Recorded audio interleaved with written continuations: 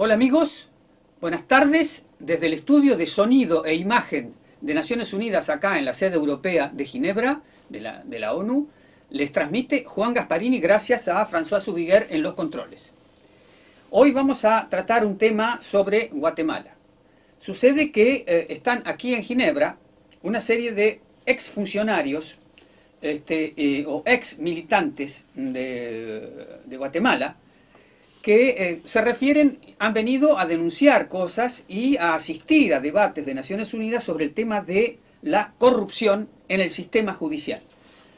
Para darles un poco la introducción de este tema, hay que saber que en el mes de julio del año pasado, Guatemala pasó el examen que se llama Examen Periódico Universal, donde todos los demás países le hacen recomendaciones y Guatemala se tiene que pronunciar sobre esas recomendaciones.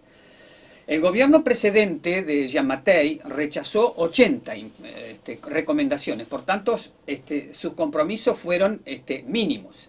Pero a fin de año hay un nuevo gobierno que está en marcha desde el principio de este año y entonces la problemática perdura y los resabios de la ofensiva contra los ex operadores de justicia, contra los defensores de derechos humanos, prosigue.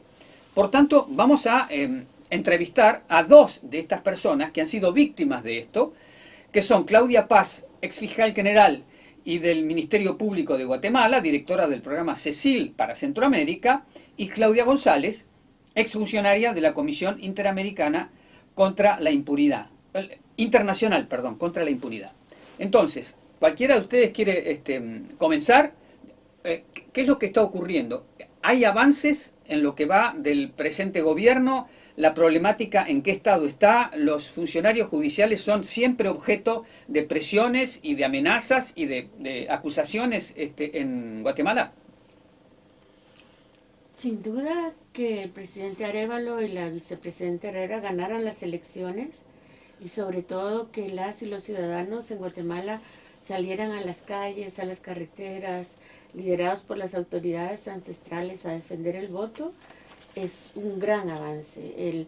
La toma de posesión del presidente Arévalo y la vicepresidenta Herrera el 14 de enero también fue producto de una lucha nacional e internacional por la defensa de la democracia en el país y nos trajo esperanza a todos.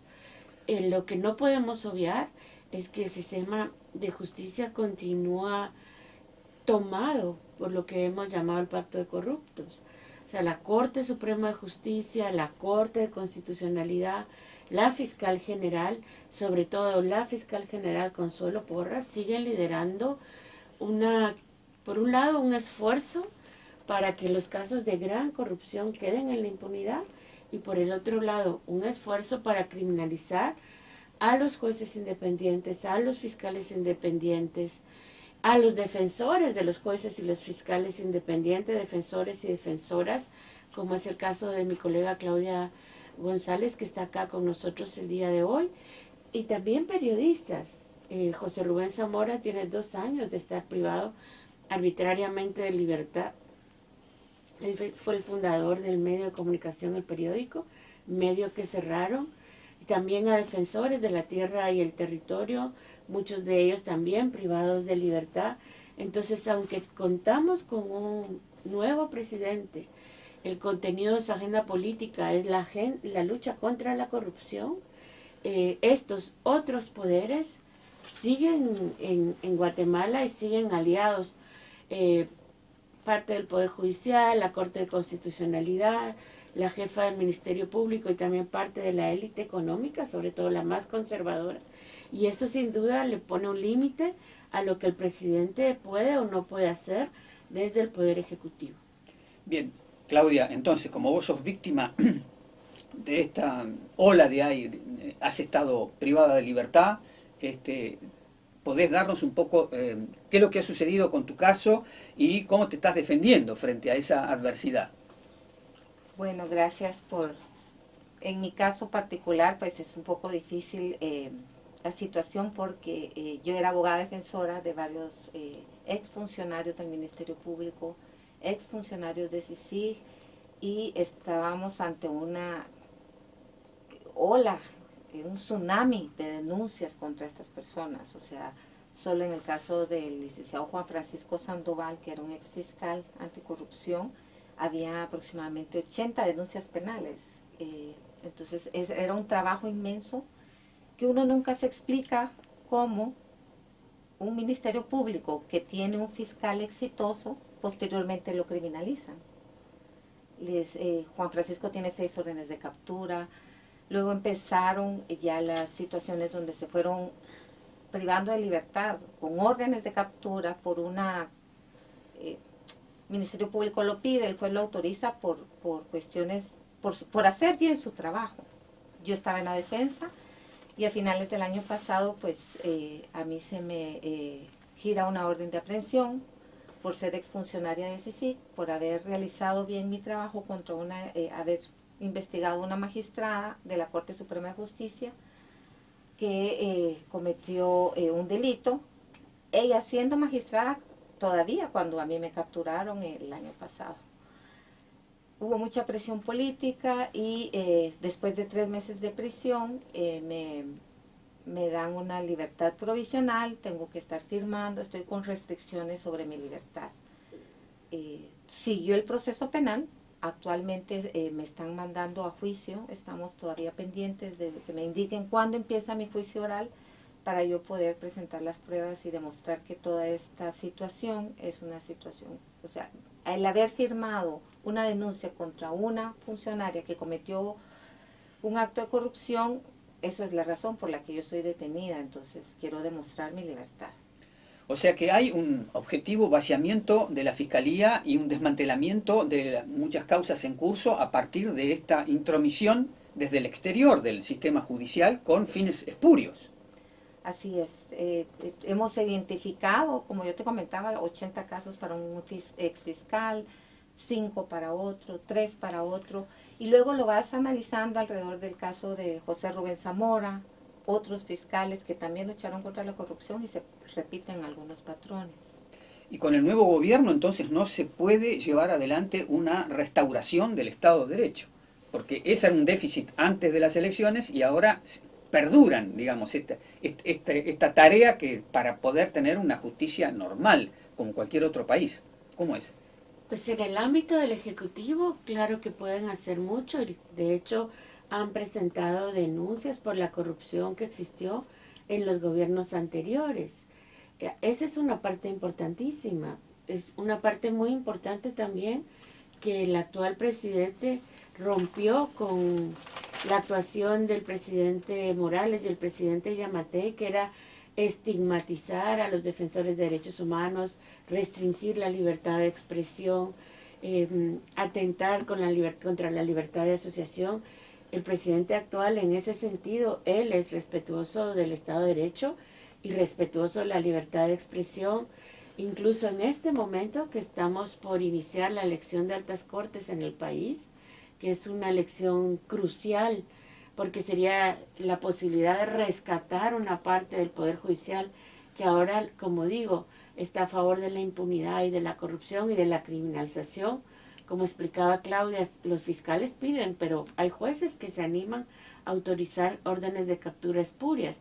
El presidente pidió una observación de la OEA, que justo en este momento se encuentra en el país, en Guatemala, y pues es una muestra de su voluntad de transformar dentro de sus competencias o permitir que se transforme el sistema de justicia. Ahora, una parte muy importante del Estado de Derecho depende de la actuación de los jueces. Es más, las y los jueces son los garantes de la vigencia de la ley.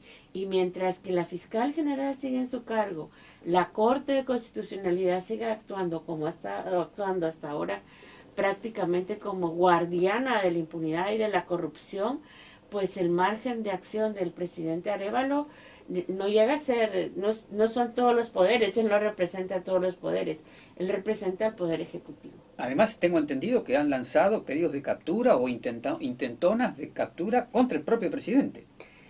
El partido que llevó al presidente al poder, el partido Movimiento Semilla, está ahora suspendido por una orden de un juez, que es una orden totalmente espuria. eso les impide, por ejemplo, formar parte de la junta directiva, dirigir comisiones, y sí hay procesos penales, también denuncias espurias en contra del presidente y de la vicepresidenta. Y bueno, ustedes están hoy aquí en la ONU, está sesionando el Consejo de Derechos Humanos, en esas sesiones que son 3 al año, 14 semanas durante el año, los que se llaman relatores especiales, que son expertos independientes que obran según su conciencia, que no son funcionarios ni no cobran sueldo de la ONU, solamente los viáticos para viajar. Esos relatores investigan, trabajan y hacen recomendaciones sobre casos, problemáticas como las de ustedes. Ustedes, imagino que, respetando la confidencialidad, ustedes están acá en Ginebra no para hacer vacaciones, sino que han venido justamente cuando está sesionando el Consejo y están estos relatores y la relatora de libertad de expresión está en este momento presentando su informe anual. ¿Qué les dicen sus contactos? ¿Cuáles han sido sus actividades en la medida de lo que puedan ustedes revelar? Para nosotros es fundamental el trabajo de la relatora de Independencia Judicial, que está en este momento justamente presentando su informe.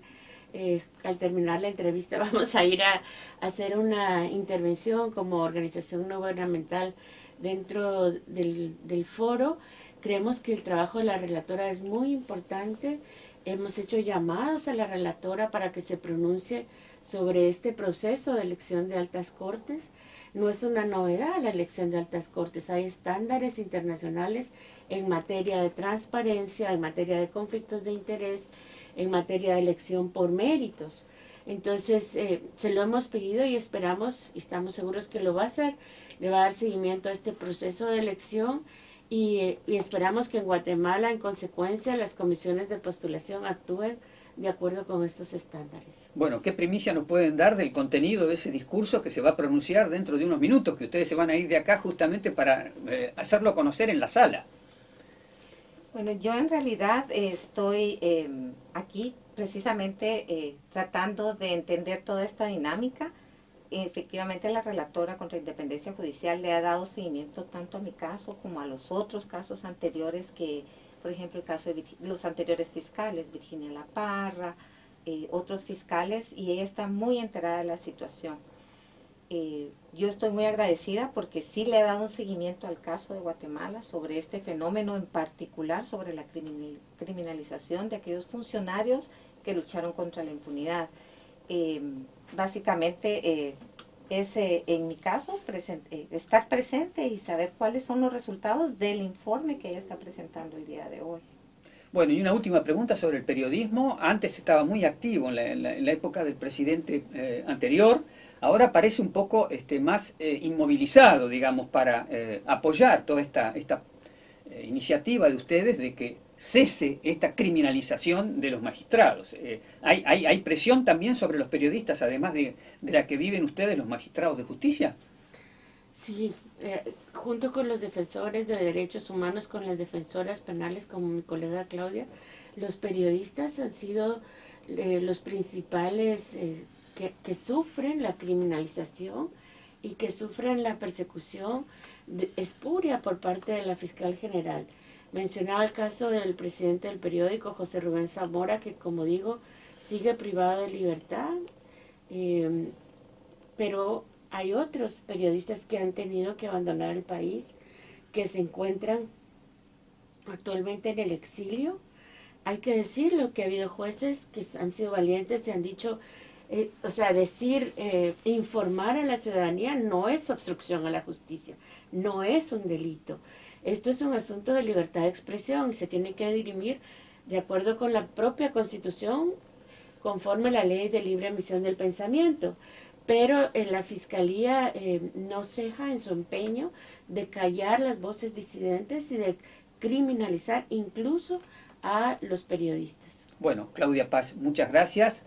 Claudia González también, muchas gracias. Desde Ginebra les transmitió Juan Gasparini.